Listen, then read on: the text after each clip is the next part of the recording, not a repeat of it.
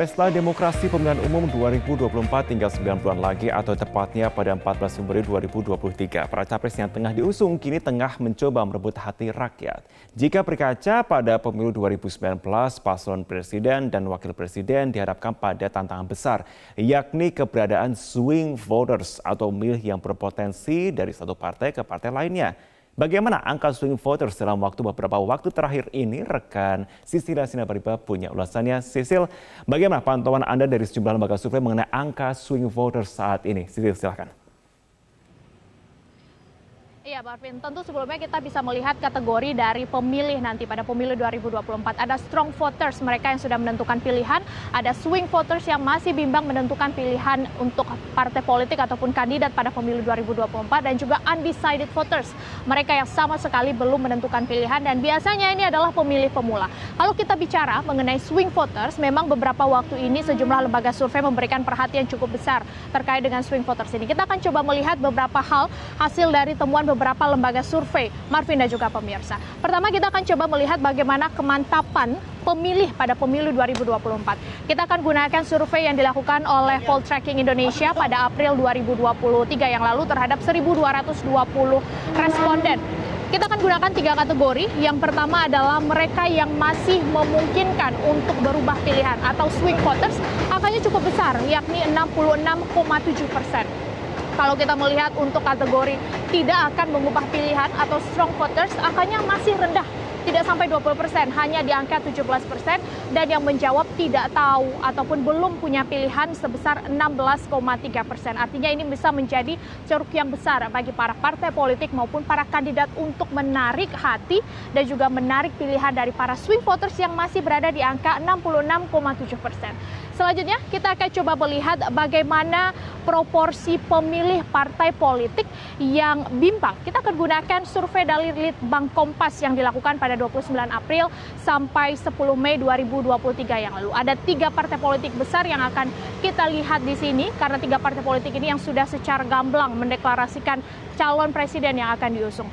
Ada 2 bagian, nanti ada strong voters yang sudah memilih dan juga swing voters yang masih bimbang. Kita akan lihat dari strong votersnya terlebih dahulu.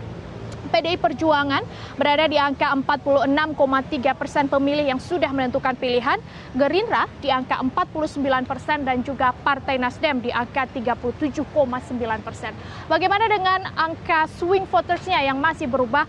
Ternyata masih cukup tinggi, semuanya di atas 50%. Untuk PDI Perjuangan swing votersnya di angka 53,7%, kemudian di Gerindra ini 51% dan juga Partai Nasdem berada di angka 62,1%. Angka ini sebenarnya masih dinamis. Swing voters, strong voters ini masih bisa naik turun dan ini menjadi PR besar dan juga catatan tentunya bagi partai politik. Selanjutnya, Marvin dan juga pemirsa, kita akan coba lihat bagaimana besaran potensi pergeseran pilihan bagi para pemilih ini jelang pemilu 2024. Kita gunakan survei yang dilakukan oleh lembaga survei SMRC. Meskipun dilakukan pada Mei 2022, namun ini masih cukup relevan kalau kita lihat dari segi angkanya. Kita akan lihat dari Partai Demokrasi Indonesia Perjuangan atau PDIP. Kita akan bagi menjadi 3 kategori. Mereka yang pemilih loyal sebesar 73,9%. Lalu ada yang mengubah pilihannya masih goyang sekitar 9,4%. Dan yang tidak tahu, belum menentukan pilihan 16,7%. Sementara kalau kita lihat Partai Gerindra di bawah Ketua Umum Prabowo Subianto, pemilih loyalnya cukup tinggi di angka 62,7%, yang mengubah pilihan di angka 23,8% dan yang tidak tahu 13,5%. Kalau kita lihat Partai Nasdem yang mengusung Anies Baswedan sebagai calon presidennya, angka pemilih loyalnya juga sudah di angka di atas 50%, yakni 56%, yang mengubah 29,2%, sementara yang tidak tahu sebesar 14,8%. Selanjutnya kita akan coba lihat, Marvin dan juga pemirsa, bagaimana dukungan untuk calon presiden pada 2024 mendatang.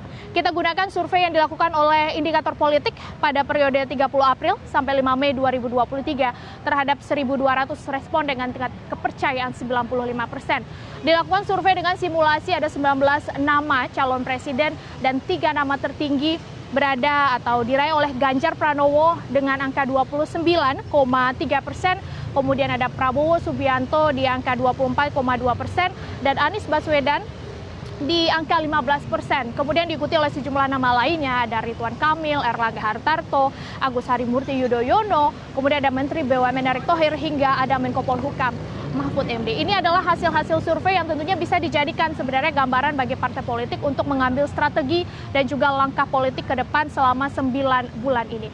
Lalu terkait dengan swing voters ini, Marvin dan juga pemirsa, apakah sebenarnya di lapangan juga ditemukan para swing voters yang cukup tinggi sesuai dengan hasil survei?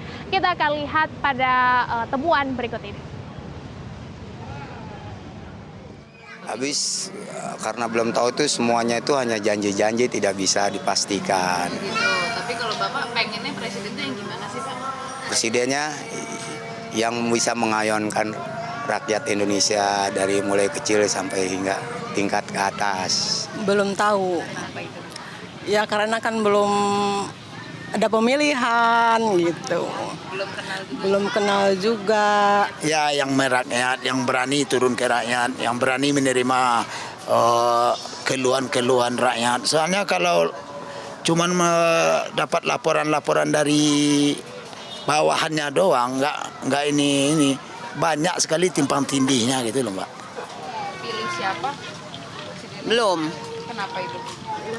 Kalau saya pinginnya sih presiden nanti yang bisa nurunin harga sembako, yang bisa nurunin BBM, bisa nolong ke rakyat kecil aja gitu. Tentu Marvin, waktu 9 bulan ini bisa digunakan oleh partai politik untuk meraup suara para swing voters ini, sehingga nanti para pemilih ini dapat menggunakan hak pilihnya sebagai warga negara dan menentukan pemimpin nanti untuk Indonesia. Kembali ke Anda, Marvin. Sisil, terima kasih untuk informasinya.